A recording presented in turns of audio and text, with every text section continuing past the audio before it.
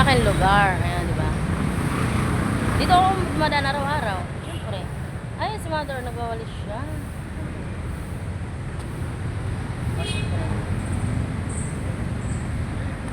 Hiningal ako sa paglalakad. Bawal na kasi doon sa kabila dumaan.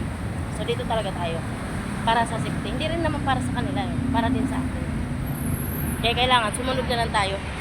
Kung anong papano sa atin. Kasi, wala namang ano doon. Yan, medyo inuubo na nga ako. Kasi hiningal nga ako sa paglalakad. Medyo malayo-layo din kasi yung aking nilalakad. Kaya, han. Yes, yan. Diba? Dito ako palagi. So, may madadaanan tayong mga ano bang tawag sa kanila? Street sweeper yata sila.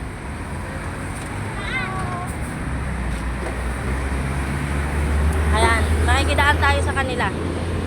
Tatawid na tayo.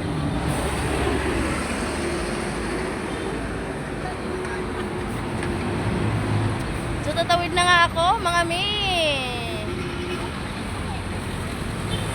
Parang nakakatakot umuwi.